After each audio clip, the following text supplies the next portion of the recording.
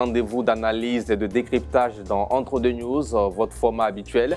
Ce mardi 28 octobre, nous vous proposons une émission en deux parties consacrée à la vie politique ivoirienne alors que la présidentielle ivoirienne vient de s'achever et que le regard de tous se tourne déjà vers les législatives. Dans la première partie de cette émission, nous reviendrons sur la réélection du président Alassane Ouattara et sur les réactions qui se multiplient à travers le pays. Quels enseignements tirés de ce scrutin? Quels messages les acteurs politiques ont-ils envoyés?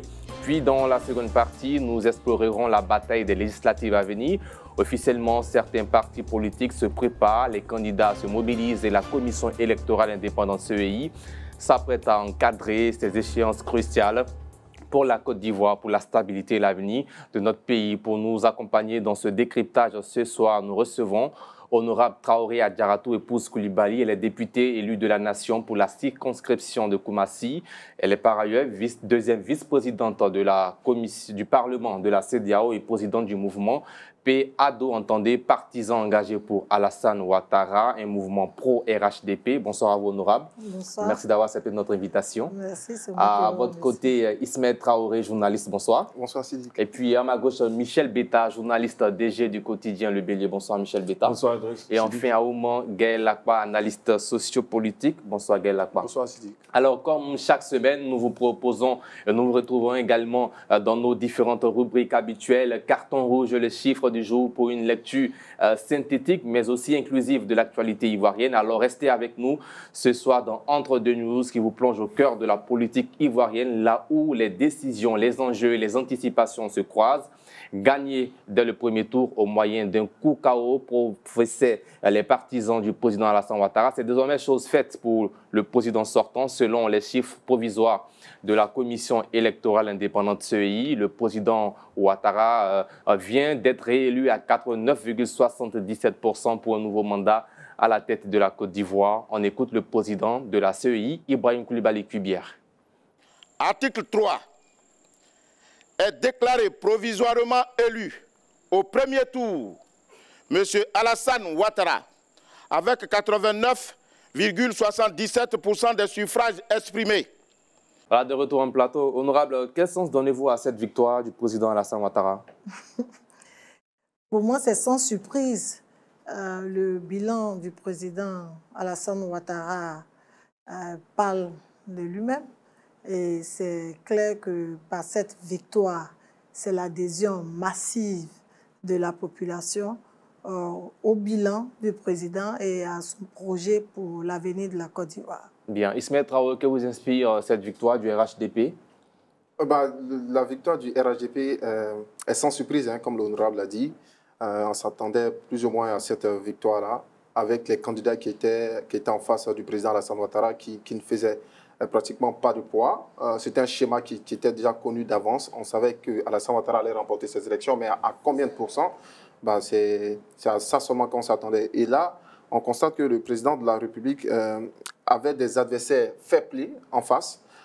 Suite aux différents discours après les résultats qui ont été donnés, on savait qu'il avait des candidats fair-play qui, eux, pour certains candidats qui étaient en liste, ils étaient juste là pour accompagner le président Alassane Ouattara, je dirais, même si le mot est un peu fort, mais ils étaient là juste pour accompagner le président Alassane Ouattara. On peut citer, entre autres, Simone Evé-Babo, qui, elle crée un parti politique pour des preuves, pour prouver au président sortant, je dirais président Laurent Gbagbo, l'ex-président Laurent Gbagbo, qu'elle est là, elle est sur la scène politique, elle peut aussi affronter le président Alassane Ouattara. Et non, on ne crée pas des partis politiques parce que je veux prouver. On crée un parti politique parce qu'on peut apporter quelque chose à un pays. Et donc, c'est un schéma qui était déjà connu d'avance, donc c'est sans surprise. Bien. Michel Beta, il y a aussi le taux de participation qui est de 50,10%. Qu'est-ce que cela vous inspire? Oui, comme on l'a dit tantôt, oui, le président Ouattara était en lice et puis bon, les candidats significatifs tels que ceux de l'opposition, que sont Laurent Gbagbo, Tidiane Thiam, avaient été écartés. Donc c'est sans réel étonnement qu'on voit aujourd'hui que le président Ouattara arrive en tête. Et le taux de participation, comme vous l'avez dit, nous conforte dans la posture que le président Ouattara a dû faire l'effort de choisir ses adversaires, puisque le taux de participation à 50%, nous sommes à 8 millions d'électeurs.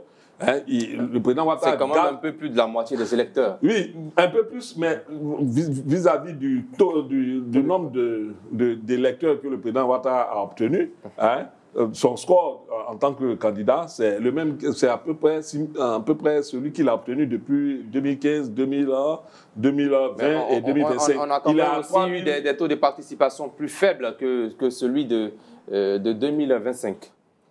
Dans la liste non, en Côte d'Ivoire. Non, il faut le dire, depuis l'arrivée de Ouattara, on a les taux de 50%. Ça, des différents résultats, c'est le plus bas. C'est le plus bas taux aujourd'hui. C'est 50%, c'est le plus bas taux. Donc, pour dire quoi? Pour dire que Ouattara n'a pas évolué significativement en termes d'aura. Hein, son aura est le même. Donc, il a un électorat captif, hein, qui n'a pas véritablement évolué. Donc, je dis que si ces deux-là étaient en lice, je craignais fort que Ouattara serait obligé d'aller à un deuxième tour. Et ce n'est pas sûr qu'il ait pu obtenir ce résultat-là et gagner cette présidentielle. Quels sont les enseignements à tirer de cette participation électorale? Les enseignements à tirer, c'est à plusieurs niveaux. Je ne suis pas sûr de pouvoir développer sur tous les éléments vu le temps qui nous est imparti, mais les leçons à tirer, il y a au niveau du parti au pouvoir, il y a au niveau de l'opposition, et puis même il y a au niveau des électeurs. Donc au niveau du parti au pouvoir, c'est clair qu'aujourd'hui le président Alassane Ouattara l'a emporté. Il l'a emporté pourquoi? Il l'a emporté pas parce qu'il dormait sur ses lauriers, quel que soit ce qu'on va dire. Le candidat du RHDP a redynamisé son équipe à un certain moment. Parce que, comme on le dit, qui veut aller loin, ménage sa monture. Il a redynamisé son équipe, il a fait un cadrage du terrain. On a vu que ses lieutenants étaient sur le terrain. Ils ont investi pratiquement toute la Côte d'Ivoire. Ils ont proposé un bilan de les 15 dernières années de gestion. À côté de cela, ce bilan-là était adossé sur la projection 2025-2030. Donc, ils avaient un programme clair. Ce programme-là était appuyé sur le fait que le bilan, oui, ils le disent positif, mais à côté de cela, ils ont identifié les insuffisances et ils ont fait des propositions, notamment sur sur les éléments du capital humain et la politique sociale.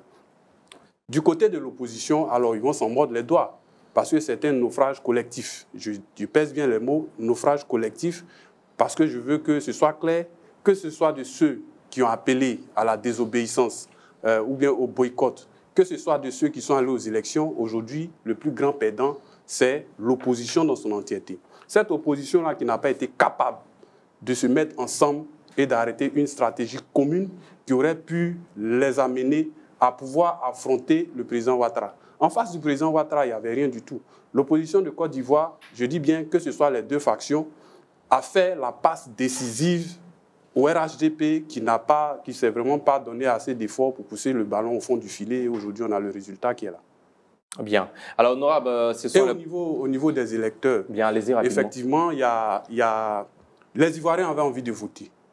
Honnêtement, on a analysé, on a décrypté plusieurs fois. Vous savez que depuis un certain moment, on parle d'alternance, on parle de changement. On se disait que c'était la passe d'une génération qui allait partie et puis une nouvelle génération allait se positionner. Donc au niveau de la jeunesse, vous allez remarquer qu'il y avait des nouveaux candidats aussi comme les Assalé Tiemoko, les Vincent Tobi et tout ça, une certaine troisième voie. L'engouement était là, mais à un certain moment, les problèmes politiciens qui ont toujours existé sont venus mettre un peu le désordre dans tout cela. Donc avec les appels au boycott, les scènes de violence préélectorales et tout, ça fait que finalement, beaucoup de personnes se sont rétractées et se sont dit que, bon, on a vu, il y a eu plusieurs scènes de violence, des scènes d'insécurité dans des endroits, des scènes même où, pour aller voter, des gens s'opposaient, ils attaquaient des gens. Donc, du coup, il y a certaines personnes qui étaient bien intéressées, qui ont préféré se mettre en sécurité que de chercher à aller vers le vote. Du coup, cela a eu une répercussion sur le taux de participation. Je note quand même une certaine maturité politique au niveau des Ivoiriens. Si vous remarquez, en 2020, ce qui s'était passé lorsqu'il y avait eu la désobéissance civile, et aujourd'hui, cette fois-ci, bien qu'il y ait eu des mots d'ordre un peu plus acerbes même que 2020, vous remarquerez que ce qui a été fait a été vraiment minime. Et même les dégâts ont été évalués autour de 1,20 ou bien je crois. Mais quand même, ça reste des dégâts. Voilà, oui, ça reste des dégâts. Je n'en disconviens pas, mais ce n'est pas plus que ce que c'est. Alors, honorable Coulibaly, il y a cette, dans la déclaration de l'ex-première dame Simone Yves Gbagbo, candidate à cette présidentielle, elle parle d'un système électoral inéquitable et verrouillé. Qu'est-ce que cela vous inspire? Je voudrais, avant de répondre à cette question, clarifier que les candidats tels que cités par le confrère Gbagbo et Thiam n'ont pas été écartés. Nous sommes dans un pays de droit et il y a les conditions d'éligibilité. Donc, s'ils ne respectent pas les conditions pour être retenus en tant que tels, mais c'est clair qu'ils ne pourront pas, selon, bien entendu, nos institutions judiciaires, ils ne pourront pas, juridiques, ils ne pourront pas répondre, ils ne pourront pas être retenus. Voilà, donc c'est ce qui, pour moi, a été les raisons voilà, de leur non-retenue en tant que candidat voilà, à ces élections. Donc ça n'a pas été fait sciemment, les écarter. Voilà, donc pour revenir à la déclaration de Simone Gbagbo, moi, qui estime que c'est un système électoral inéquitable et verrouillé. Bon, je pense plutôt que je retiens qu'au-delà de tout, elle a prôné l'apaisement. Elle a prôné l'apaisement. C'est vrai qu'elle fait un constat qui est personnel à elle, mais si c'était le cas, elle n'allait pas prendre part à ces élections. Donc, du moment où elle a participé à ces élections, donc d'office, pour moi, ça va de soi qu'il n'y avait pas, je veux dire, les cartes n'étaient pas tronquées en avance. Voilà. Donc, elle a fait un appel à l'apaisement et au respect des institutions. J'ai bien lu voilà, son message, sa déclaration. Donc, c'est ce que je retiens. Voilà, c'est ce que je retiens de sa déclaration. Et ce serait bien que tous les auteurs de l'opposition fassent pareil, qu'ils respectent les décisions de nos institutions. Bien. Michel Betta, et vous, qu'est-ce que vous retenez de cette déclaration de Simone Yves Gbagbo? Vous savez, quand j'entends les partisans du président Ouattara, qui en son temps s'étaient opposés aux décisions du Conseil constitutionnel qui ont fait qu'il a été candidat, je suis surpris qu'aujourd'hui ils veulent nous faire croire que ces adversaires du président Ouattara ont été écartés parce qu'ils ne respectent pas certaines dispositions. Je crois que c'est ce même Ouattara qui a été écarté par le Conseil constitutionnel parce qu'il ne respectait pas certaines conditions en 2000. Bien, Michel Betta, on va revenir au débat. Nous n'avons même pas assez de temps pour notre sujet du jour. Vous parlez de la Côte d'Ivoire, hein? Bien. Bon, vous dites quoi? Quand hier on a subi une injustice, on ne fait pas subir aux autres. Donc c'est tout à fait normal que ceux-ci écartés, beaucoup d'Ivoiriens n'aillent pas voter. Bien. On a vu que le taux de participation... Revenons à la déclaration. Non, Ismaël Traoré, vous n'avez pas la parole, s'il vous plaît. Revenons au discours de Simone Yves Gbagbo. Vous savez, c'est une candidate pour laquelle j'ai beaucoup de respect, mais je crois que sa démarche même politique est incompréhensible. Vous savez, cette élection, l'opposition a dénoncé déjà le processus. On a dénoncé le processus, l'opposition a estimé que la CEI n'était pas dans son rôle, était dominé par le parti au pouvoir. Au point que vous avez vu les bouts de gueule. L'opposition a candidaté quand même à cette élection. Oui, une partie de l'opposition. Toute l'opposition, y compris Laurent Gbagbo, Tidjane Thiam, qui ont vu les dossiers qui n'ont pas été retenus, qui ont été jugés irrecevables.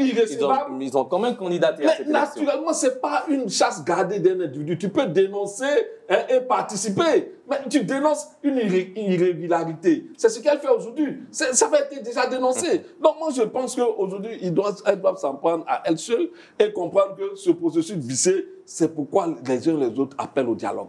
Parce que sans dialogue, on va partir de processus vicié à processus vicié et c'est tout naturellement que le point présidentiel s'arrose tous tous les privilèges électoraux et puis les autres sont là, jouer les seconds rôles. Mais ça ne peut pas continuer. Tout comme hier, les partisans de Ouattara n'ont pas accepté que leur candidat soit écarté, les partisans de l'opposition ne l'accepteront pas. Et nous serons toujours dans un schéma de crise, un schéma dans lequel chacun se campe sur sa posture et la Côte d'Ivoire, les clivages s'accentuent. Et c'est ce à quoi on assiste aujourd'hui. C'est dommage. Ismaël Traoré, quand vous avez parcouru la déclaration de Simone Gbagbo, qu'est-ce qui vous a attiré tout de suite à votre attention?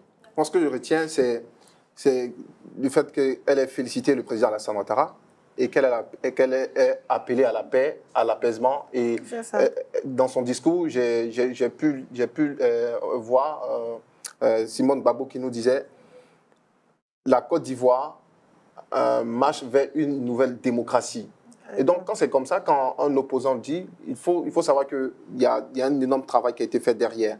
Si aujourd'hui les Ivoiriens ont compris qu'il faut aller dans les urnes, c'est là-bas que tout se passe, il faut finalement l'accepter. Après, moi je dis que M. Alassane Ouattara ne fait pas l'unanimité en Côte d'Ivoire. Avec le taux de participation qu'on voit aujourd'hui, il ne fait pas l'unanimité. En 2010, je dirais, il était à 81%. Le taux de participation avec Laurent Gbagbo, quand Laurent Gbagbo était sur la liste électorale. En 2015, 54%. 2020, 53%. Aujourd'hui, 2025, 50%. On constate une décroissance. En mathématiques, les mathématiciens, les scientifiques, généralement, diront quand la courbe elle est décroissante, c'est qu'il y a quelque chose qui ne va pas. Il y a un problème là qu'il faut résoudre. Et aujourd'hui, la population ivoirienne dit que le président actuel, Alassane Ouattara, ne fait pas l'unanimité. Ils ont besoin d'un nouveau visage à la tête de notre nation. Et il faut l'accepter. Le président Alassane Ouattara peut se retirer tranquillement et laisser la place aux jeunes aujourd'hui qui veulent réellement s'exprimer sur la scène politique. Et quand on met sur la route de nos différents politiciens, que ce soit Tidjane Thiam, parce que là, je ne parlais même pas de Laurent Gbagbo, quand il parle de Tidjane Thiam, on met des bâtons dans ses roues pour ne pas qu'il puisse se présenter aux élections présidentielles, bah, c'est mal vu à l'international. Déjà, il y a un regard qui est porté sur la Côte d'Ivoire. Et donc, il y a tous ces petits problèmes-là qu'il faut essayer de résoudre et Alassane Ouattara doit se mettre en cause. Toutes ces personnes qui entourent le président Alassane Ouattara doivent voir le réel, doivent aller sur le terrain parce que j'ai l'impression qu'ils ne vont pas sur le terrain, qu'ils aillent sur le terrain, qu'ils échangent avec les populations et ils sauront réellement ce qui se passe. Bien, on termine avec vous, Gaël Akpa, sur Simone Gbagbo. Quelle lecture de sa déclaration? Moi, j'ai vu une déclaration responsable. Elle a dénoncé, et puis c'est normal, quand on est candidat, le fait de se présenter à une élection ne veut pas forcément dire que le système électoral est forcément à 100% optimal. En 2010, lorsque le RHDP allait aux élections contre le FPI et les autres, il y avait toujours ces questions de CEI. Ce n'est pas d'aujourd'hui que ça date. Mais ils sont allés aux élections. Et puis, quand il y a eu des irrégularités, ils ont eu à dénoncer. C'est ce que Simone a fait. Simone Eivé a fait. Elle a été candidate. Je pense qu'il faut écouter ce qu'elle dit. Nous sommes dans un pays, nous sommes dans une nation.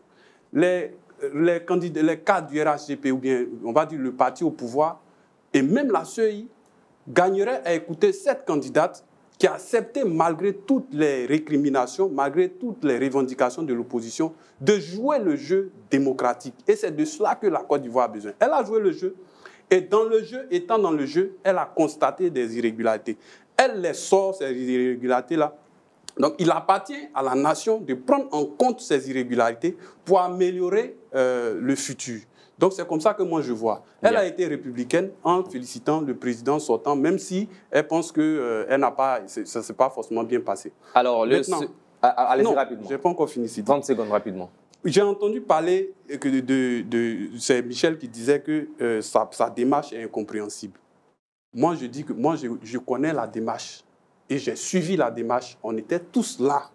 Lorsque l'opposition de Côte d'Ivoire s'est retrouvée au sein de la CAPCI, la CAPCI était avec Simone Eivé, le COGEP, le FPI de Pascal Afin-Guessan, le PDCI et le PDCI qui était en partenariat avec le PPACI. Il y avait déjà eu des bisbilles à ce niveau. Mais compte tenu de la position du président Gbagbo, et du président Thiam, qui avait des problèmes effectivement relativement à la question de candidature, il n'était pas encore sur la liste électorale, ils s'étaient mis ensemble pour le combat autour de la liste électorale. C'est comme ça qu'on se souviendra que la candidate, qui n'était pas encore candidate à l'époque, Mme Simone Eyivé, présidente du MGC, avait même fait une déclaration pour dire, telle que la CEI est aujourd'hui, avec tout ce qu'on voit, ce n'est pas évident qu'on puisse aller à des élections. Pourquoi elle a fait? En soutien au PPACI et au PDCI qui avaient leurs problèmes, présidents qui avaient des problèmes. Mais lorsque la CEI a annoncé le dépôt des candidatures, qu'est-ce qui s'est passé? Ceux-mêmes qui étaient soutenus par la présidente du MGC sont allés déposer leurs candidatures. Bon, ils sont allés déposer leurs candidatures. Les autres partis de la CAP-CI sont venus leur dire, mais nous sommes en train de vous soutenir. On dit qu'on ne va pas. Comment vous êtes allés déposer? Ils se sont entendus, ils ont dit, bon, comme on a déposé, vous aussi, vous pouvez aller déposer. C'est comme ça que Mme Simone Eyivé allait déposer, Pascal Affi-N'Guessan et les autres. Je mets quiconque au défi de venir dire que ce que je suis en train de dire là n'est pas juste. Donc, c'est comme ça qu'elle dépose le dossier. Ils y vont tous.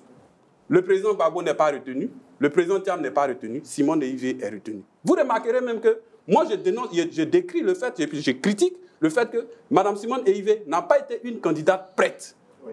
Quand on regarde, elle n'a pas été prête. C'est comme si elle est venue à la... Mais c'est justement parce qu'elle a passé tout son temps dans le combat autour des revendications de l'opposition. Mais comment aujourd'hui, on peut venir la traiter de tous les noms pour dire que sa démarche est incompréhensible? Entre elle, sa démarche, et les autres, pour qui est incompréhensible? Je dis que toute cette opposition-là même a un problème stratégique, un problème d'honnêteté, un problème d'égoïsme. Il faut qu'ils puissent s'asseoir ensemble pour arrêter quelque chose une bonne fois pour toutes, pour être un peu plus crédible devant ceux qui croient en eux. Bien. Alors, le secrétaire exécutif du Rassemblement des oufouettistes pour la démocratie et la PRHDP, Ibrahim Cissé Bakongo, a exprimé ses félicitations à son président et à l'ensemble des militants du parti, tout en invitant ceux-ci à rester mobilisés pour les élections législatives qui démarrent très prochainement. Le point de cette déclaration donnée hier avec Stéphane Kouassi. Après l'annonce de la victoire du président Alassane Ouattara par la commission électorale indépendante lors de la proclamation des résultats provisoires de la présidentielle du 25 octobre 2025, une vague de réactions a suivi, dont celle d'Ibrahim Cissé Bakongo, secrétaire exécutif du RHDP. Ce proche collaborateur du président Ouattara au pouvoir depuis 2011 a adressé ses félicitations aux candidats du parti, saluant la mobilisation et l'engagement des militants et sympathisants qui ont largement contribué à ce succès. Au nom du directeur du RHDP, au nom du secrétaire exécutif de notre parti et de l'ensemble de l'encadrement politique de notre parti, exprimer nos sincères, vives et très hautes considérations au président Alassane Ouattara, président de la République qui a porté nos couleurs à ces élections. Je voudrais lui exprimer encore une fois notre admiration, lui dire notre fierté, la fierté de l'ensemble des militantes et des militants de notre parti. Nous ne pouvons que féliciter, bien sûr, au-delà de nos militantes et de nos militants, l'ensemble des Ivoiriens et des Ivoiriens qui, au-delà donc des barrières ethniques, des barrières de confession religieuse, voire même des appartenances politiques, se sont mobilisés pour rendre ces élections possibles. Cependant, cette victoire électorale ne se limite pas à la célébration. Cissé Ibrahim Bakongo a appelé les militants à se projeter dès aujourd'hui vers les législatives à venir, soulignant que la consolidation du pouvoir du RHDP passe par une préparation rigoureuse et une mobilisation sans faille. Les élections législatives sont prévues pour le 27 décembre prochain. Nous devons maintenir donc le dispositif qui nous a permis donc de remporter ces élections présidentielles haut les mains. Nous devons maintenir la cohésion, la fraternité, la solidarité dont nous avons fait preuve, de sorte à obtenir le maximum de sièges à ces élections législatives qui se profilent à l'horizon et permettre ainsi à notre président, au président de la République et le président de tous les Ivoiriens, de dérouler son programme de gouvernement pour le bien-être des populations ivoiriennes. Ce moment de triomphe marque une étape déterminante dans l'histoire politique du pays. Il traduit non seulement la force organisationnelle du parti, mais relève aussi les ambitions du RHDP pour renforcer sa présence au Parlement. L'un des grands chantiers qui attendent le président réélu, la cohésion nationale, après une élection qui laisse sans doute des fractures sociales. Voilà, nous sommes de retour en studio. Gaël Akbar, quelle lecture vous faites après avoir suivi cet élément? Alors, moi, je dirais que le RHDP a redoublé d'efforts. Ismaël l'a dit tout à l'heure, si vous remarquez le taux de participation, en 2015, il était à 54%, en 2020, 53%, et aujourd'hui, 50,10%. Vous voyez la progression, pour ne pas dire la régression. À ce niveau-là, il faut remarquer aussi que l'électorat du RHDP, depuis 15 années, ou bien on va dire presque 20 ans, demeure le même. Et le RHDP aujourd'hui peut se réjouir de cette victoire, comme je l'ai dit, juste parce qu'il n'y avait pas eu d'opposition en face. Si le RHDP avait un Laurent Gbagbo ou bien un Thiam en face dans cette élection présidentielle, je pense que ça n'allait pas se passer comme ce qu'on voit aujourd'hui. Alors, relativement à la question des législatives, ça va encore dépendre de quelle opposition on aura en face. Bien, on aura l'occasion de rentrer dans le fond de ce sujet dans la seconde partie de l'émission. Mais déjà, il prépare les militants et il les cadre pour les législatives. D'accord, donc pour ce point, je vais finir sur cet élément. Vous remarquerez aussi qu'il y a des bastions et des zones où le RHDP a régressé beaucoup. Moi, en termes de taux de participation à Djamé. On verra des zones comme Gagnoa, même si ce n'est pas forcément le bastion, où le taux de participation est à 20. Cocody, je crois 19. Donc ça veut dire qu'il y a des endroits quand même, bien que l'opposition ait fait lancer le boycott et que certains aient été sur le terrain, le RHDP n'a pas, moi je considère qu'il n'y avait pas d'enjeu. Donc il devait le prouver par certaines zones. Et je pense que dans le bilan du RHDP, certains cadres de certaines régions seront interrogés sur pourquoi le taux de participation soit à régresser et tout. Parce que c'est un parti qui se veut vital, un parti qui se veut aussi fort qu'on entend dans les communications, ne peut pas se permettre cela. Parce que je dis bien qu'avec ce qu'on voit, si on avait effectivement une opposition stratégiquement organisée en face, le RHDP pourrait perdre facilement le pouvoir. Bien. Honorable réaction sur cette sortie du ministre Cissé Ibrahima Bakongo qui réagit. C'est la première déclaration officielle du RHDP. Le candidat n'a encore rien dit. Oui, le secrétaire exécutif du parti a fait cette déclaration pour insister sur la mobilisation des partisans du RHDP. Cette mobilisation s'est traduite à travers dans les urnes. Et nous avons vu les résultats. Je ne suis pas d'accord avec le confrère qui dit qu'en 2015-2020, nous sommes passés de 53 à 54% à 50% en 2025. Mais 54, 53, 50. Oui, mais il faut préciser aussi l'augmentation d'inscrits. Voilà, donc c'est par rapport à ce nombre-là qu'on définit le nombre de pourcentages. Donc aujourd'hui, les inscrits sur le listing électoral n'est pas pareil qu'en 2015 et 2020. Nous sommes passés à plus de 7 millions. Voilà, donc c'est par rapport à ça, il ne faut pas dire comme ça que le taux est en régression. C'est comme si l'augmentation de la population électorale était un handicap. C'était sur un certain nombre d'inscrits. C'est comme si c'était un handicap. Maintenant, ce n'est pas un handicap. Ça devait plutôt même aider à... C'est plutôt progressif pour moi, parce que c'est 50% désormais de plus de 7 millions d'inscrits sur le listing. Plus de 8 millions sur le listing électoral. Voilà, donc le secrétaire exécutif a salué cette mobilisation-là et montré combien les partisans et même la population ivoirienne a adhéré au programme du président de la République.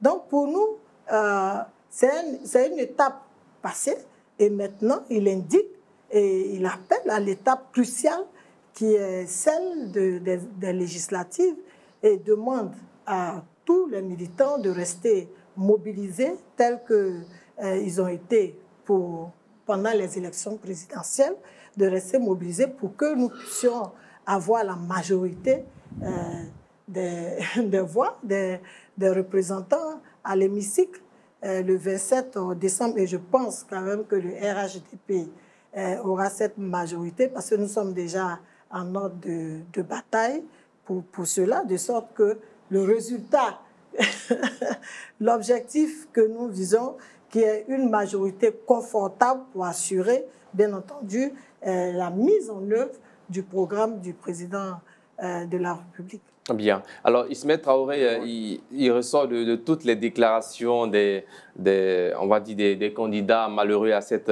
présidentielle que leurs forces de défense et de sécurité sont restées professionnelles et même des observateurs. Réaction là-dessus aussi? Oui, on répond oui, avec tout ce qu'on a pu voir sur le territoire ivoirien, avec ce qui s'est passé à Cocody Blocos, dans les différentes zones du pays.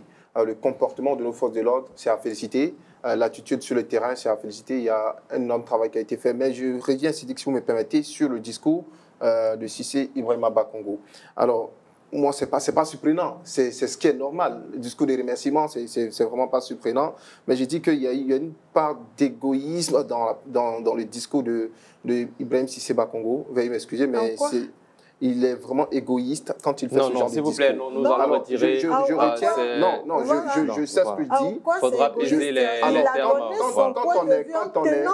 Quand on dirige un parti,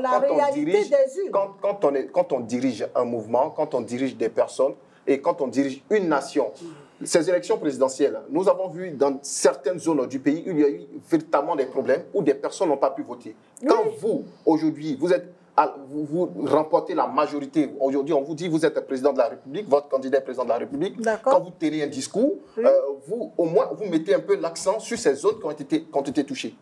Même si vous venez parler de votre parti. Oui, mais ça ne veut pas dire qu'il ne pensait pas. Il n'a pas pensé. S'il pensait à cela, il allait en parler. Il a axé sa déclaration sur la mobilisation de ses partisans. Mais tu pouvais quand même avoir une pensée pour ces personnes-là. Quand même avoir une pensée pour ces personnes parce que ces personnes font partie de ta nation, font partie du pays, font partie de la Côte d'Ivoire. Même si je retire le propos. On vous a bien compris, voilà, mais le terme qui avait été employé n'est pas approprié. Vous souhaiteriez que dans le discours, vous souhaiteriez bien sûr un mot à l'endroit des personnes décédées dans les événements malheureux, notamment à Nayo et bien d'autres enregistrés. Voilà, bien. On retire les propos. Je retire les propos. Bien. Alors, pour parler des législatives. Non, on aura l'occasion de revenir sur la mobilisation. Allez-y, sur ce point, il n'y a pas de souci. N'oublions pas, la Commission électorale indépendante ne doit pas oublier de faire la RLE. Bien. Alors, Michel Betta, la peur savamment entretenue a été l'un des instruments les plus puissants de la confiscation du vote populaire. Ce sont les propos de Simone Veil Gbagbo. Quel impact cette analyse, selon vous, a-t-elle sur l'évaluation du scrutin présidentiel? Mais moi, je suis étonné que vous demandez à mon co-débatteur de retirer ses propos, puisque le président même a eu ce message-là un peu méprisant.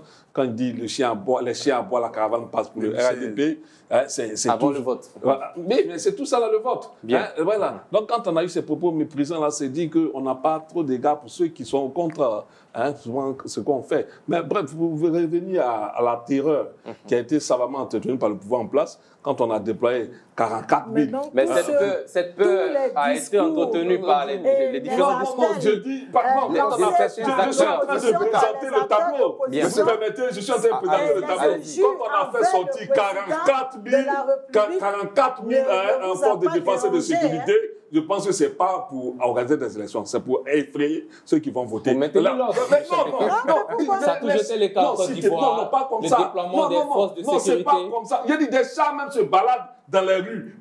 Mais ça, c'est pour maintenir l'ordre. Des chats en pleine rue. Est-ce que ce n'est pas normal? Non, ce n'est pas normal. Quand on entend des discours que les élections n'auront pas lieu le 25 octobre. Tu as entendu qui dit les élections n'auront pas lieu? On a beaucoup entendu. Non, j'ai dit qui? C'était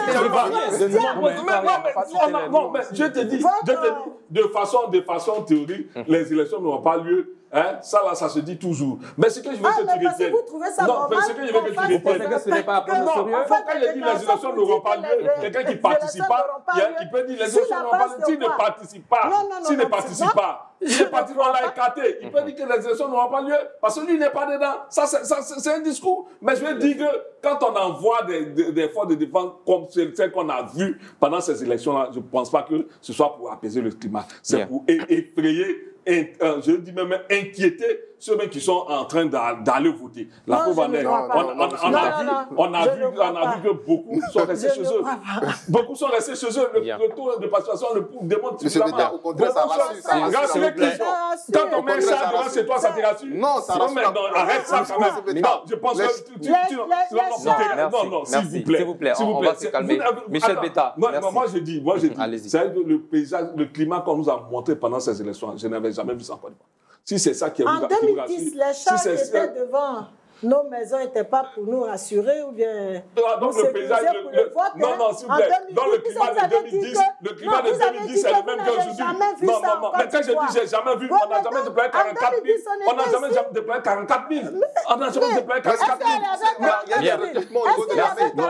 Merci Michel Betta. Merci bien. Alors nous allons évoluer. Je vous accorde. Mais on vous laisse réagir. Mais rapidement, 10 secondes. Vous dites qu'on a créé un environnement pour que les gens n'aient pas le courage même de sortir. Mais c'est tous sortis pour aller voter. Mais 50%. Tu te réjouis de ce taux-là? Non, c'est ça aussi. C'est ça. Quand on a créé cet environnement-là, c'était le résultat. Bien. Alors, nous avons eu aussi aujourd'hui la déclaration de Awa Domelo, candidat également à cette présidentielle qui vient en 4e position, qui invite le président Alassane Ouattara, président réélu, à prendre des mesures d'apaisement vis-à-vis de nombreux prisonniers politiques, des exilés, des victimes des affrontements et ouvrir le dialogue pour avoir un consensus sur toutes les questions qui divisent la Côte d'Ivoire afin de recréer la patrie de la vraie fraternité et faire passer enfin la Côte d'Ivoire du parti-État vers un État démocratique, a-t-il dit. Aoumangel, la réaction là-dessus? Je pense que c'est bien vu de la part du candidat malheureux Awa Domelo qui touche une question centrale. Effectivement, la question de la réconciliation demeure, la question de l'unité nationale demeure. Et moi, je pense que si on peut le dire en attendant, ce dernier mandat du président Ouattara, ces 5 dernières années, il peut les consacrer vraiment à réussir ce chantier-là. Parce que si vous vous souvenez bien, même le RHDP a parlé dans son programme 2025-2030 de cohésion sociale, de vivre ensemble et tout. Tout comme la candidate du MGC. Donc, en fait, tous les candidats ont parlé. Donc, ce qui veut dire que le problème, il persiste.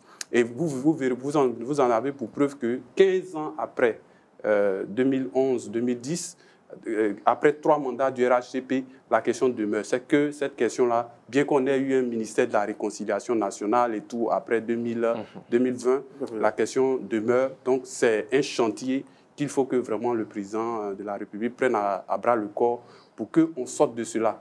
De sorte à ce qu'en 2030, on se retrouve à une élection présidentielle où on ne trouve plus des gens à lancer des boycotts, où on ne trouve plus des gens en train de dire qu'il n'y aura pas d'élection. Mais quand ils le disent aussi, c'est parce qu'ils ont des revendications. Donc, il faut qu'on puisse s'asseoir une bonne fois pour toutes pour essayer de trouver une solution. Le président Ouattara est le président de la Côte d'Ivoire, il est le président de tous les Ivoiriens. Il ne faut pas qu'il fasse l'économie de pouvoir appeler toutes les sensibilités, s'asseoir et puis donner ce dernier cadeau-là à la Côte d'Ivoire. Il a fait beaucoup au plan macroéconomique, au plan micro, il y en a encore à faire. Mais sur cette question de cohésion, il faut vraiment, la question de la CEI, la RLE et tout ça, je pense qu'il a 5 ans pour pouvoir faire asseoir tout le monde, pour vraiment, comme pour d'autres, j'aime pas trop ce terme de père de la nation, mais comme je dis toujours, comme le père de la nation, il est le père de tous. Awa Domelo appelle à un peu plus d'indulgence. Il y a beaucoup de personnes qui se rendront compte que sûrement ils n'ont pas emprunté le bon chemin. Il faut qu'on puisse les gracier, il faut qu'on puisse se retrouver tous pour régler les problèmes qui demeurent. Donc voilà, c'est une bonne initiative et tout ça c'est pour que la Côte d'Ivoire se sente bien. Tant que la Côte d'Ivoire en paix, tout le monde peut s'en sortir. Bien, honorable, quelle lecture de cette invite lancée par Awa Domelo? Bon, je trouve responsable cet appel lancé par le candidat malheureux. Et ce que je veux dire, c'est que le président Alassane Ouattara a toujours prôné la paix, la cohésion sociale. Et vous l'avez dit que c'était même inscrit dans son programme de 2025-2030. Il a toujours prôné la cohésion sociale, l'unité de tous les Ivoiriens. Et donc, cet appel vient ouvrir une porte déjà entrouverte ou ouverte, mais ce qui est sûr, c'est que sa politique de développement, bien que visible, mais a toujours été accompagnée par son message de paix, de cohésion. C'est pour cela qu'il ne répond jamais aux injures, il ne répond pas aux invectives lancées. Mais il la lance. C'est que lui, il la lance. C'est en campagne. C'est la vraie réconciliation que chaque Ivoirien se retrouve dans ses œuvres, que chaque Ivoirien se retrouve dans le progrès et bénéficie aussi des fruits de ce progrès. Donc, en somme, ce message s'inscrit également dans la vision du RHDP pour les 5 prochaines années, c'est ça? Mais bien entendu, il a toujours milité pour. Donc, il n'y a pas de raison que ce ne soit pas reconduit dans sa gouvernance. Bien, on termine cette première partie d'émission avec le chiffre du jour. Le chiffre du jour, c'est 66 788. Ce sont les bulletins blancs enregistrés lors de la présidentielle du 25 octobre 2025. Faut-il le rappeler, c'est un message aussi silencieux mais puissant au cœur d'un scrutin où 4 292 474 citoyens ont voté sur 8 568 456 personnes inscrites sur la liste électorale. Et donc, entre ambition et vote contestataire, ces bulletins blancs traduisent la présence des citoyens qui ont fait le choix de la participation sans adhésion. Sans adhésion, une voix blanche, mais une voix quand même. Réaction là-dessus, Gaël Lakba, 66 000 bulletins blancs. 66 200.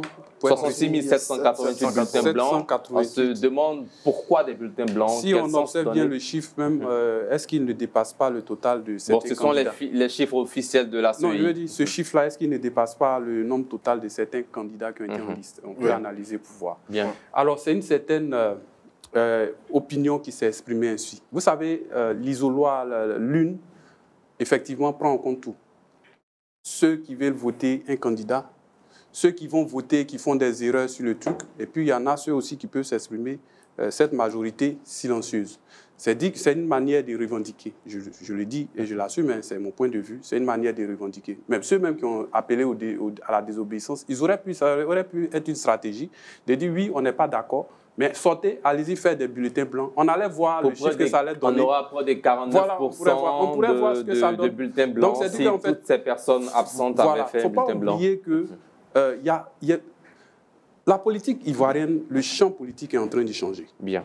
Les partis traditionnels qui ont toujours gouverné le pays, aujourd'hui, dans certaines zones, sont en train de perdre en crédibilité. Merci, Gaël Lakba. C'est le chiffre du jour, vous le savez très bien, c'est 30 secondes seulement. Il se mettra aux réactions sur ces 66 788. On va revenir sur ce que je disais au départ. Bien, vous avez 30 secondes, je précise. disais que les Ivoiriens veulent un nouveau visage.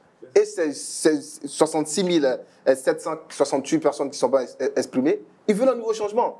C'est une manière, eux, de s'exprimer. Ils veulent un nouveau changement. Et donc, le parti au pouvoir et l'ensemble de ces personnes-là doivent savoir, doivent comprendre que l'Ivoirien, aujourd'hui, veut un nouveau visage à la tête. Bien, Michel Betta, on a vraiment près de 100 000 bulletins blancs à cette élection. Non, c'était prévisible. Cette élection, vous voyez, je le disais tantôt, cette élection a eu à écarter des candidats significatifs. Et c'est tout cela qui donne l'impression que des gens voulaient s'exprimer, mais ils n'ont pas trouvé la personne vers qui exprimer leur voix. Donc pourquoi ils ont préféré le bulletin nul? Maintenant, quand on parle, je voulais revenir aussi sur la question de Awa Domelo, qui lance un appel à l'apaisement, à la réconciliation. Je le dis pourquoi. Vous savez, ces appels ont été longtemps lancés. Mais est-ce que le président actuel, il entend il écoute. C'est ça la grande question. Bien, Voilà, merci Michel c'est Betta. ça. Honorable, on termine avec vous pour le chiffre du jour. 66 788 bulletins blancs à cette élection. Ce qu'il faut retenir, moi je pense que c'est 66 788 bulletins blancs. Voilà, bulletins blancs ont pris part aux élections. Ils ont exprimé leur devoir citoyen. C'est ce que je retiens. Maintenant, le bulletin plus est-ce qu'on pourrait ajouter ceux qui ne savent pas voter parmi... Plus qu'un simple chiffre, mais il faut plutôt voir l'intérêt d'avoir participé et puis le choix. Ils ont fait le choix, c'est leur opinion, l'expression de leur opinion à travers le bulletin blanc. Donc, c'est la liste des candidats. C'est la liste des candidats qui leur donne cette... L'intérêt pour moi, c'est qu'ils ont participé aux élections et c'est ce qu'il fallait lancer comme appel. Voilà, aux Ivoiriens, de prendre part, d'exprimer leur devoir citoyen. Merci, honorable. Nous allons marquer une courte pause. C'est l'heure de la réclame publicitaire. On revient juste après pour la seconde partie de cette émission dans laquelle nous parlerons en 20 minutes de l'après-présidentielle. C'est maintenant la bataille des législatives qui est lancée en Côte d'Ivoire. Mais avant la pub. De retour de la pub, c'est bientôt les élections législatives en Côte d'Ivoire. La CEI se prépare, les partis politiques aussi se préparent pour cette élection présidentielle. Tout d'abord, on commence par vous, Ismaël Traoré. 27 décembre prochain, nous aurons ces élections. Est-ce que vous trouvez que cette période, disons, on va dire, de dépôt des candidatures vous semble aussi raisonnable ou trop courte pour ces partis politiques, notamment les grands partis qui ont été absents à cette présidentielle ivoirienne? Pour le dépôt des dossiers, c'est du 31 au 12 novembre. Du 31 octobre au 12 novembre pour le dépôt des dossiers. Je pense que les partis politiques auront un peu de temps pour se préparer, mais ça ne sera pas un temps vraiment qui sera un large, raisonnable, mais c'est un temps quand même qu'ils pourront pour ces personnes qui se sont préparées. Parce que pour être à la tête disons, à l'Assemblée nationale, il faut se préparer longtemps. Ils se sont préparés et là, je pense qu'ils pourront quand même répondre à l'appel de la Commission électorale indépendante. Bien. Michel Betta, est-ce que pour vous, c'est raisonnable? Vous savez, on a l'impression qu'il y a un seul parti qui court, c'est-à-dire c'est le RDP. Là où d'autres posent des problèmes, on fait fi de toutes leurs préoccupations. Mais c'est la Commission électorale indépendante. Est-ce qu'on ne dira pas que le RHDP est un parti qui anticipe? Déjà, après la présidentielle, le parti appelle les militants qui souhaiteraient compétir à se faire enregistrer. À faire en sorte qu'il y ait une RLE dans l'année 2025. C'était un débat important. Parce que beaucoup estimaient que la RLE qui s'est faite en 2024 n'était pas suffisante pour avoir suffisamment de personnes sur la liste électorale et qu'il fallait faire une RLE en 2025. Tout cela, l'opposition a porté ces revendications-là, ces exigences-là. Ils en ont fait un cheval de bataille. Aujourd'hui, on leur dit, ben écoutez, on n'a pas de temps, allons-y encore à une autre élection. Mais ça, c'est pas le RHDP. C'est pas le RHDP, c'est la Commission électorale. Non, quand tu dis c'est pas le RHDP, de tout temps, on a dit que le RHDP, la Commission est dominée par le RHDP. Aujourd'hui, quand tout ça, c'est une déclaration, c'est une note. S'il vous plaît, c'est le seul parti qui se prépare du processus. Si vous avez un parti qui est solide, un parti qui est organisé, il est le seul représentant à l'Assemblée nationale en chose aujourd'hui à la CEI. Les autres se sont retirés. Mais attends, donc on t'a bien dit des partis. Ils se sont retirés. Le PDCI s'est retiré. Le PPAC s'est retiré. On a la société civile qui est représentée. Ils se sont retirés. Donc, Michel Betta. À la CEI. Oui, à la CEI. Michel Betta, en fait. Je parle de quoi alors? Michel Betta, bon, on va terminer. Est-ce que vous trouvez raisonnable cette période ou pour vous, il faut reporter cette élection législative? Il faut discuter. Il faut aller à la discussion. Pourquoi? Pour garantir les exigences de toutes les parties dans le processus électoral. Parce qu'ils l'ont posé comme préoccupation depuis des années. Mais on fait fi de tout cela et puis on vous dit, allons-y. C'est à quoi qu'on a tout à cacher, on a tout à gagner en allant dans la précipitation. Bien avant l'honorable, est-ce que vous estimez, selon votre lecture, que une partie de l'opposition est surprise ou serait surprise par ce scrutin législatif qui arrive à grands pas en décembre? Nous sommes déjà fin octobre. Non. Un candidat sérieux à une élection qu'elles soient municipales. Parce que certains discours sont toujours braqués vers la présidentielle qui a pris fin. Je ne tiens pas en compte les discours politiciens. Voilà. La plupart de ceux qui avaient pour ambition d'être candidats, vous savez, les élections locales sont différentes de l'élection présidentielle. Ces personnalités ou bien ces personnes-là ont investi le terrain depuis plus de 3 ans, de 4 ans et attendaient ce moment. Et je rappelle que la commission électorale indépendante a réuni la plupart des partis politiques et de la société civile afin de leur communiquer cette date du 27 décembre, je crois il y a 3 ou 4 mois en arrière. Donc ce n'est pas aujourd'hui que la date a été donnée. Donc tous ceux qui ont pour ambition d'être candidats aujourd'hui ne sont pas surpris. Maintenant, ça va être un élément, par exemple pour le parti au pouvoir, de peut-être renouveler ces cadres. Je l'ai dit tout à l'heure, au regard du bilan qu'ils feront, sûrement que dans certaines zones, ils ont besoin de changer le personnel politique. Donc, sûrement que des candidats, des députés qui étaient déjà là, seront remplacés par d'autres. Parce qu'on va vers une nouvelle dynamique. Au niveau de l'opposition, plutôt que de venir encore se retrouver dans des accusations de c'est Simone qui a trahi, ou bien c'est le PPACI, ou bien c'est le PDCI qui a trahi, ou bien c'est Awa Dombelo qui a trahi, l'opposition gagnerait encore une fois, la date est là, à se mettre ensemble et à arrêter une stratégie claire. On se rappelle qu'en 2020, après la désobéissance civile, après le CNT, ils sont finalement allés aux législatives. Oui. Et comme ils n'avaient pas une bonne stratégie, ils n'ont pas eu assez de députés. Mais s'ils étaient bien coordonnés, ils auraient pu faire le poids face au RHDP. Il faut tirer les leçons du passé pour avancer. Malheureusement, après l'échec de la présidentielle, moi je suis surpris de voir que encore ils sont en train de se lancer des pics à gauche, à droite, chercher à savoir qui est le sorcier, qui est la sorcière. Mais dans ça, encore au réveil, on verra que le RHDP sera encore majoritaire à l'Assemblée nationale. Et puis ils vont gouverner pendant 5 ans. La question de la CEI, là, elle demeure. Et on le dit, si c'est possible, on appelle l'État à réformer. Mais si jamais la date du 27 décembre arrive, le processus est déjà engagé. Il faut se poser la question, qu'est-ce qu'on fait? On ne pourra pas faire de boycott. Donc en ce moment-là, il faut trouver la meilleure stratégie. Ils n'ont jamais fait de boycott? Non, c'est ce que je dis, on ne pourra pas. Donc la date est déjà engagée. Quand tu parles et puis tu dis qu'il faut engager la discussion, ils ne le feront pas, ils ne reviendront pas là-dessus. C'est déjà engagé. Donc comme c'est déjà engagé, qu'est-ce qu'on fait?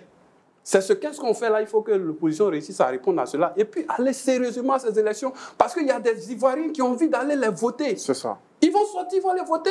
Et puis, en 2020, quand ils sont allés voter, est-ce que les partis n'ont pas, le PDCI n'a pas eu des sièges? Ils ont eu des sièges. Tu penses que c'est sur l'État, le PDCI veut démontrer? Non, je dis, ils ont eu quand même des sièges. Il ne s'agit pas d'avoir quand même. Et s'il y a des endroits où il y a des problèmes, on pourra aussi voir. Mais Michel, moi, si tu veux, je te pose la question directe là, qu'est-ce qu'on fait? Non, vous n'avez pas le droit de lui poser des questions. Mais comme il m'interrompt, depuis que j'en ai parlé, il m'interrompt. Parce que tu sens bien. Merci Michel. Je ne suis pas le... Merci Guy Lapa. Non, je ne suis pas d'accord. Je ne suis pas d'accord parce que je n'ai pas fini. Je ne suis pas d'accord. Le sera représenté à l'union du 30 s'il vous plaît, respectez la discipline du plateau. Merci Guy Lapa. Vous aurez la parole dans un instant. Honorable, alors le RHDP se prépare déjà. On voit que les intentions des candidatures sont reçues à la direction du parti. Comment vous réagissez pour cette période de dépôt, on va dire, des candidatures d'abord au sein de votre parti, au sein de la CEI, et le délai également pour cette élection prévue en décembre? Merci. Bon, je voudrais, avant de répondre à cette question, rebondir un peu sur le développement du confrère. Mais j'ai l'impression que l'organisation de la CEI surprend tout le monde. Mais ce n'est pas maintenant. Cette organisation de la CEI dont on parle aujourd'hui, mais depuis Gbagbo, c'est les mêmes organisations avec les représentants de tous les partis politiques. Donc il ne faut pas faire croire que c'est aujourd'hui, il y a une organisation spéciale particulière parce que le RHDP est au pouvoir. Mais sous Gbagbo, c'est la même organisation. Sous Gbagbo, l'opposition était majoritaire à la CEI. Oui, mais vous étiez majoritaire. L'opposition était majoritaire à la CEI. Il y avait une représentation, n'est-ce pas? L'opposition était majoritaire. Alors, donc, on parle de représentation. Donc, chaque parti politique a un quota. Donc, il suffit pour vous d'occuper les postes ou pas. Mais ce qui est sûr, c'est que l'organisation actuelle de la CEI, c'est la même organisation depuis Bédié, depuis Gbagbo, et ainsi de suite. Voilà, donc il ne faut pas faire croire que bon, c'est une organisation type modélée par le RHDP. C'est une organisation voilà, modélée par le RHDP. Même si on organise 20, 30 enrôlements avant le 27 décembre, là, vous allez toujours vous plaindre. Mais attends, la loi dit quoi? La loi dit quoi? Vous aurez la parole. Si on organise, c'est pas moi j'organise, c'est la loi. Au lieu d'aller vous enrôler, quand on organise allez-y, vous enrôlez. La loi dit quoi? Bien. Vous ne le faites pas, et puis après, merci, on va revenir à la question. Il faut dire que le temps. le RHDP est en ordre de bataille. Bien entendu, les candidats à la candidature ont été appelés pour qu'ils manifestent leur intention à candidater. Voilà, et donc ça sera analysé au sein du parti et les candidats qui vont être choisis seront connus bientôt. Bien. Parce que pour nous, l'objectif principal, c'est d'avoir la majorité. Partis. Et nous allons avoir la majorité. Mais tous les partis veulent avoir la majorité. Du 31 octobre ce n'est pas le RHDP seulement. Pour se préparer. Nous sommes déjà préparés. Tous les partis sont préparés. Voilà, donc si vous êtes préparés, vous n'avez pas à vous plaindre. Non, moi je ne parle pas des règles de loi. La loi dit chaque année, on doit faire la révision de la liste électorale. Pour la présidentielle, vous vous plaignez. Mais si tu as fait plainte, quand on dit d'appliquer la loi, c'est une plainte. Si on organise 1000... Bon, si c'est votre point de vue, alors, Ismaël Traoré, est-ce est-ce que ces législatives à venir seront influencées par les résultats de cette présidentielle qui vient de prendre fin? Ah, mais bien évidemment. Bien évidemment, parce que déjà, avec les discours qu'on entend ou qu'on a pu entendre, l'opposition ne veut vraiment pas prendre part à ces élections. Mais si, Monsieur Beta, je suis en train de développer, si l'opposition ne prend pas part à ces élections, le RHDP sera encore majoritaire et le RHDP est en train de préparer 2030 maintenant. Donc, ce que je propose, ou je pourrais proposer à l'opposition, c'est d'accepter ce qui a été dit par la Commission électorale indépendante. Et vous allez constater avec moi, et vous allez voir, le lundi 30, l'opposition sera à la CEI pour la réunion d'information. Le jeudi 30. Le jeudi 30. Voilà. Le jeudi 30. Oui, mais quand vous refusez catégoriquement, pourquoi participer? Qui a refusé? Quand vous refusez, pourquoi participer? Quand on refuse, on ne participe pas. Et quand vous participez... Merci. Oui, quand vous participez, ça veut dire que vous acceptez. C'est-à-dire... Bien. Alors, est-ce que l'opposition peut-elle rebondir malgré la défaite à cette présidentielle? Oui, affirmatif, l'opposition peut rebondir. Et je répète, tout est une question de stratégie, de réalisme. Et il faut sortir des émotions. Rebondir comment? En formant un bloc commun pour partir à ces législatives ou individuellement par parti politique? Le Front commun a existé et existe toujours.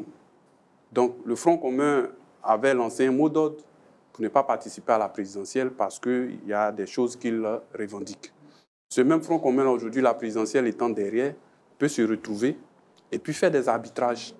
Ça se fait et ça a déjà été. Faire des arbitrages, aller participer. Et je pense que si ça se fait ainsi, ils auront plus de sièges même que ce qu'ils ont eu en 2020. Et c'est ce en dehors de ça, je ne pense pas que une autre stratégie soit bénéfique, d'autant plus qu'elle a déjà été testée pour la présidentielle et ça n'a pas marché. Mais M. Beta, ce n'est pas en moins de 2 mois. Maintenant à côté de cela, il m'a coupé le fil, mais je vais finir par retrouver. À côté de cela, les états-majors des partis politiques, effectivement, si vous remarquez, ont déjà fait des communiqués où ils convoquent leurs différents états-majors relativement sur la question des législatives. Je pense qu'il sera question d'aller débattre pour savoir si on participe ou non, pour chaque parti.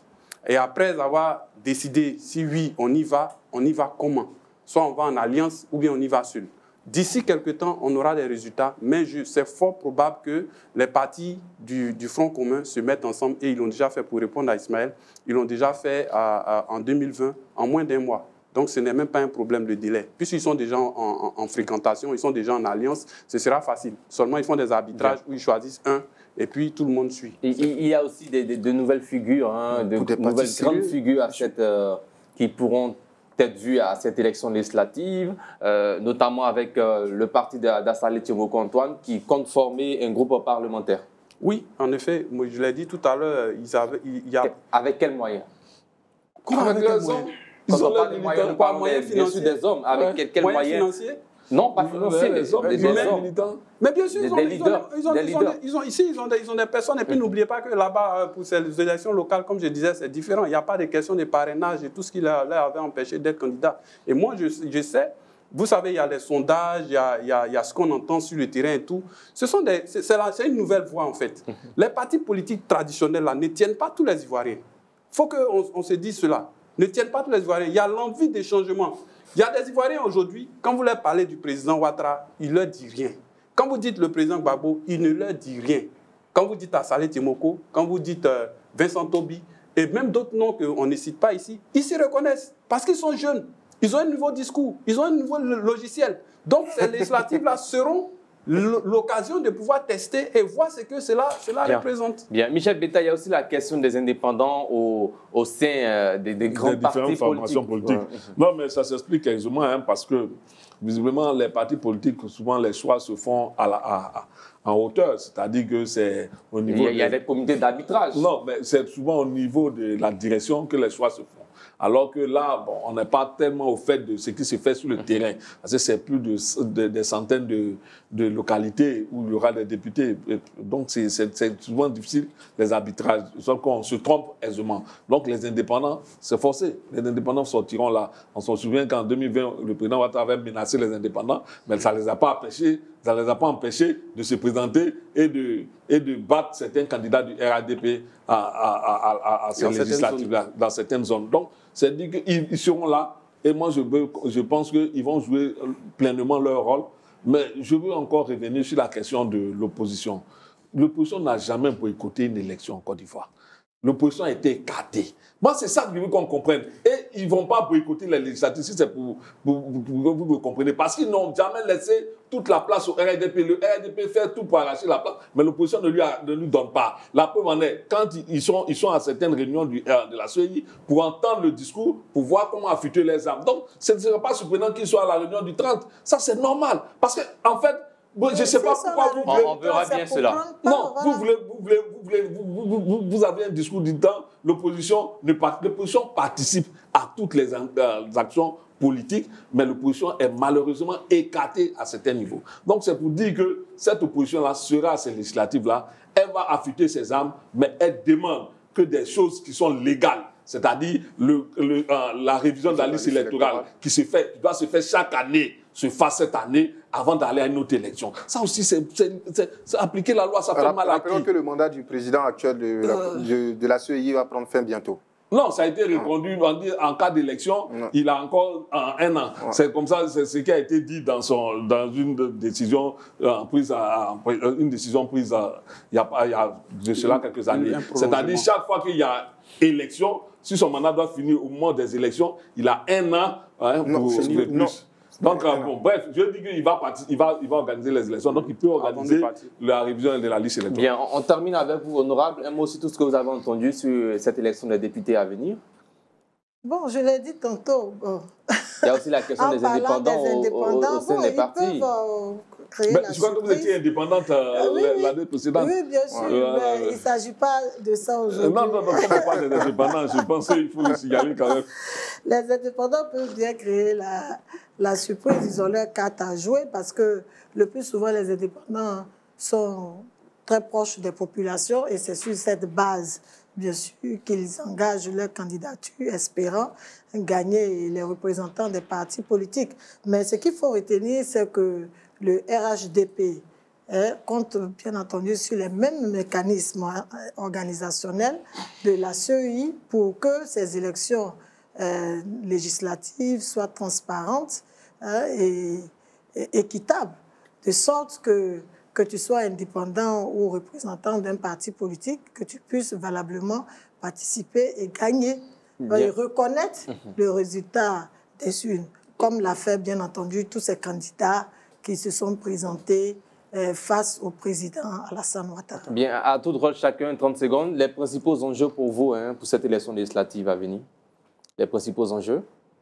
Bon, je pense que l'enjeu, c'est l'adhésion pour moi, c'est l'adhésion massive des populations. On parlera donc de taux de participation. De taux de participation de 50% pour les présidentielles. J'espère qu'avec ces élections législatives, qu'on aille au-delà. Parce que là, c'est dans la proximité des populations que chaque candidat va descendre pour faire passer son programme ou bien le programme du RHDP. Voilà. Donc, j'espère et je crois même que le taux va considérablement progresser. Bien, Ismaël Traoré. J'allais mettre l'accent sur le taux de participation. On espère que le taux de participation ira au-delà de ces 50% qu'on a vu pour les présidentielles 2025. Bien, Michel Betta. Oui, moi, cette élection législative qui vient, je crois que les Ivoiriens devront répondre au RHDP. Parce que, en fait, les défis tels que la lutte contre la pauvreté, les défis tels que l'emploi des jeunes, auxquels le RHDP n'a pas pu répondre dans ces 15 ans-là, il faut que les Ivoiriens, en choisissant de nouveaux députés qui ne soient pas RHDP, puissent s'opposer à une politique qui, souvent, ne fait pas la part belle aux populations. Je dis, au plan local, a beaucoup de difficultés. Bien, Gaël Lakpa, on termine. Alors, pour moi, l'enjeu, c'est la compétition. Parce que ce qui s'est passé pour la présidentielle, moi, je dis que ça n'a pas été une compétition. Il n'y a pas eu d'adversité. C'était trop facile. L'opposition a fait la passe. Donc, cette fois-ci, pour moi, l'enjeu, c'est qu'il faut qu'il y ait la compétition. Il faut qu'il y ait une participation massive de l'opposition et de tous les autres candidats qui ne sont pas forcément affiliés à des partis politiques. Pour qu'on ait effectivement une ouverture démocratique, que le jeu démocratique se joue et que le meilleur l'emporte pour qu'on tourne cette page-là. Et vous savez, si ça se passe ainsi, ça va décrisper et je pense que le RHDP aussi de son côté acceptera quand même de faire des concessions. Voilà. Bien, c'est l'heure maintenant du carton rouge, vous terminez. Voilà, nous sommes dans le carton rouge. Le carton rouge est de retour après notre émission spéciale présidentielle. Dans cette rubrique, nos invités et consultants font des coups de gueule sur des sujets d'actualité ou des sujets proches de leur quotidien. Le premier carton de cette reprise avec Gaël Lakpa. Alors, carton rouge, sur un fait, on a vu Maître Dadji Rodrigue, je crois hier ou aujourd'hui, se rendre à la MACA. Et sortant de là, je rappelle que Maître Dadji Rodrigue est avocat ici en Côte d'Ivoire. Il est allé sûrement voir un client, il a fait un point qui est désolant. Après ce qui s'est passé, il y a eu plusieurs arrestations. On sait que le gouvernement avait annoncé plus de 700 arrestations. Il a déclaré qu'il allait constater sur les lieux à la MACA qu'il existe plusieurs de ces détenus-là qui n'ont même pas de vivre, qui peinent à avoir à manger, qui sont délaissés à leur triste sort et qui n'ont même pas d'avocat pour les défendre. Alors, mon carton rouge s'adresse à l'organisation entière de tous ceux qui ont fait des mots d'ordre, qui ont incité ces jeunes-là à sortir. Aujourd'hui, nous sommes à une autre phase. Il faut qu'ils s'organisent. Il ne faut pas que ces jeunes-là soient oubliés. Il ne faut pas qu'il y ait des anonymes.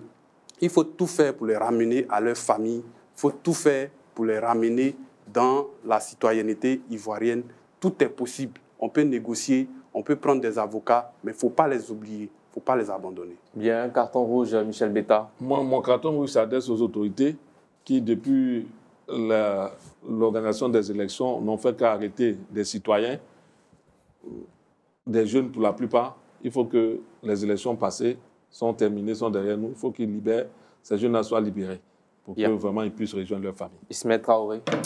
Alors, j'adresse mon carton rouge à tous ces cyberactivistes, que ce soit du RHDP, du PPAC ou du PDCI, qui attisent la flamme sur les réseaux sociaux, qui manipulent ces millions ou milliers de jeunes ivoiriens à sortir dans les rues. J'appelle les autorités compétentes à attraper le taureau par les cornes et puis adresser un beau message, je dirais un beau message, pas les emprisonner, mais un beau message, une correction à toutes ces personnes qui le font. Bien, honorable, carton rouge. Je dénonce avec fermeté les appels d'instrumentalisation de la jeunesse. La jeunesse en Côte d'Ivoire mérite beaucoup mieux pour moi et je pense qu'il faut arrêter de les utiliser comme la chair à canon au lieu de les aider à participer, les encadrer, les assister à participer au développement de leur pays. Bien.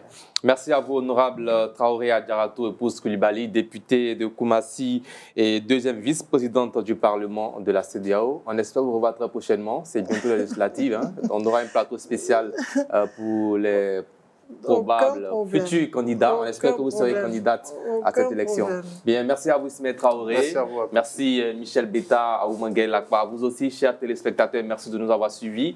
Cette émission a été réalisée par Michel Yabré. Merci à toute l'équipe de production et de rédaction qui a contribué à la réalisation de cette émission. Rendez-vous demain 19h30 pour un autre numéro d'Entre-deux News avec un débat passionnant avec Marcelin Niawa, Lansina Karamoko, Eric Bayala et Maître Cédric Koné. Que Dieu veille sur vous et sur la Côte d'Ivoire. Bonsoir.